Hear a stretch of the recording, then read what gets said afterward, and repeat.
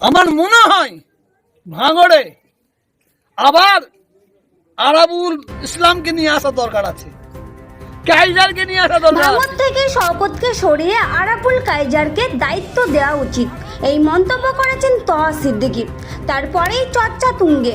এই প্রসঙ্গে আইএসএফ এর জেলা সভাপতি আব্দুল মালেক মোল্লা জানালেন, দলের সব সিদ্ধান্তই নেওয়া হবে নেতৃত্বের আলোচনার মাধ্যমে। ভাঙড়ের মানুষের স্বার্থে যে পদক্ষেপ নেওয়া প্রয়োজন সেটাই করা হবে। এখানে ব্যক্তি নয়, মানুষের রায়ই সবচেয়ে বড়। রাজনীতির অন্দরে এখন গুঞ্জন, তহার বার্তার পর জেলা নেতৃত্ব কি কৌশল নেবে সেটাই নজর কাড়া। ভাঙড়ের ভবিষ্যৎ সমীকরণ এখন অনেকটাই নির্ভর করছে আসন্ন সিদ্ধান্তের ওপর। নেতৃত্বে আনা উচিত। এখন তহা হুজুর যেভাবে এই মুহূর্তে বলছেন, উনি লেটে হলেও বুঝতে পেরেছেন।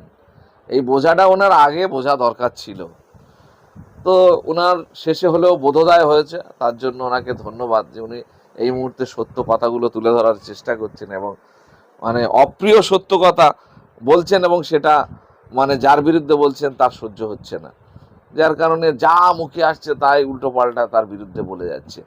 তবে একটা জিনিস আমি দেখতে পাচ্ছি যে যত বড় ধরনের লোক হোক, যত ভালো লোক হোক, ওনার যদি কোনো সত্য কথা ওনার বিরুদ্ধে যাবে এরকম যদি তুলে ধরে, তাহলে তানাকে উনি রেয়াত করছেন না কোনোভাবে।